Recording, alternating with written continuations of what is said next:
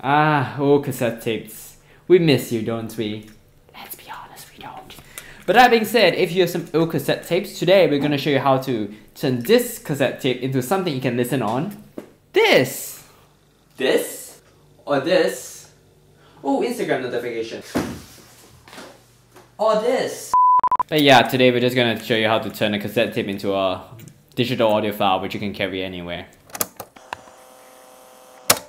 So in terms of equipment, you would need a cassette for obvious reasons, a cassette player with an audio output jack, a computer, Mac or PC that has a line in or audio in port.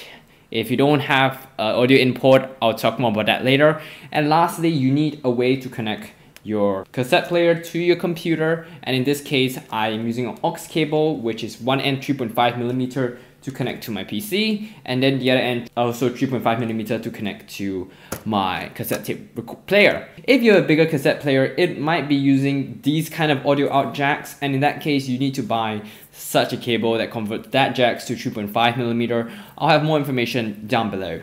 So in order to get started, we need a recording software for our computer. I'm using Audacity. I love Audacity. It's available for all platforms and it's free and open source. You can get it from audacity.sourceforge.net, link below. Go ahead and grab it and install it.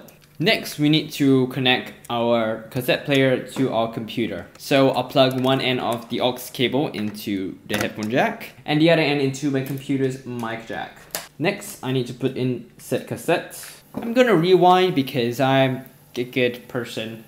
Now while this is rewinding, we need to go into Windows settings to set some things up. So right click the sound icon on your taskbar and click recording devices. You should see your microphone pop up. Right, double click it and go under levels. You want to make sure your levels are good. In this case, you want to make sure microphone boost is disabled. Most computers have microphone boost enabled by default, and that is going to kill your audio quality. Disable that. It is sometimes under levels, it is sometimes under advanced, it's sometimes under a weird tab. Disable microphone boost, or in my case, I just drag the microphone boost all the way to 0 and set your microphone levels to 100, meaning you're just going to grab everything from your mic and you're not just going to lower it. Click OK. Our tape player has finished rewinding, finally. So now we're going to switch back to Audacity and we need to make sure our microphone is the correct one selected. And yes, in my case, it is the correct one. And now we're going to hit the record button and we're going to hit play. If everything is good, you should see some waveforms show up while what is on the tape is playing and being recorded by your computer. Now, when this happens, stop recording and stop the recording and listen back. Play back your audio and see if it sounds good to you. In my case, I found it sounded a little distorted due to how high it was. So in this case, I am going to reduce the volume on this machine and try again. Now I'm going to adjust the volume down until I hit the level that I want. When you're recording, you ideally don't want to hit 0 all the time. You only want to hit 0 when it's the super highest. So I'm pretty happy with my settings here. Ideally, I want something similar to what you're seeing here, and I'm going to play back to make sure that's what I want. Alright, I'm pretty happy with what I got out of it, so now it's just time for me to rewind again and record the whole tape. Okay, now that we got all our settings finalized, let's start recording. I'm going to hit play and I'm going to record through the whole tape. Once you hear the end of the tape hit, you ideally want to stop recording, or you can actually swap the tape and then hit play immediately. Now from here, I can edit my audio, so I can use a select to select a part that I don't like. For example, I don't want to have a cassette playing sound, and I don't want the first like 10 seconds of silence in my final audio clip. So I'm going to select all of that and hit the delete button on my keyboard, and it's deleted very nicely. And when I'm playing it back, I am noticing that there is a hiss. A hiss is something like this. I'm amplifying it, obviously. It's not very noticeable, but I don't like it in my audio, so I'm going to remove it in Audacity too. To do that, I'm just going to select a point of blank white space. That means just the noise itself. I'm going to go under Effect, and I'm going to go under Noise Removal. I'm going to click Get Noise Profile, and then I'm going to go under Effect again, Noise Removal again, and I'm going to remove said audio. You can preview it. 教育课本，语文，1年级第2学期。 If you notice the hiss is gone, just go ahead and click OK.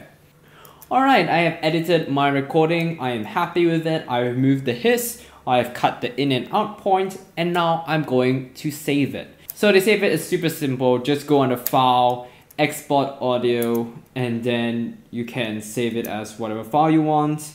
Now if you're trying to export your music slash sound slash whatever as an MP3, you will encounter a problem where Audacity says, hey, where is this lame file? Well, lame is a plugin for Audacity that allows you to export as an MP3. If you click download next to that dialog box that comes up, it will bring you to the Audacity wiki where they have an instruction manual on how to install lame. It's pretty simple. I'm going to show you how right now. You just open up the download that they gave you and then install it on your computer, and then you will be fine. It's really that simple. So that's how you convert your cassette into a digital file, which you can then bring anywhere, listen anywhere, in the cloud, on your phone, on your tablet, on your whatever device. If you have any tips on how to make this better or any comments really, feel free to leave it down in the comments below. I do read it. And if you want more how-tos, reviews, all coming to your subscription box right on your YouTube front page, feel free to hit the subscribe button down there. It is free, and then you get video notifications when I upload new videos, which is around every Saturday or Friday. I usually upload during that time. So yeah, I hope you enjoyed this Access project, and I'll see you guys later. Bye.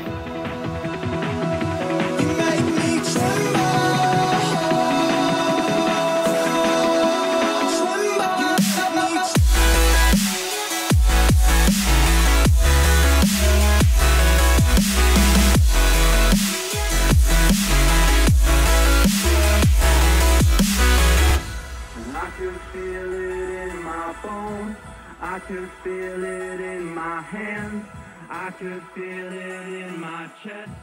We're the ones who understand.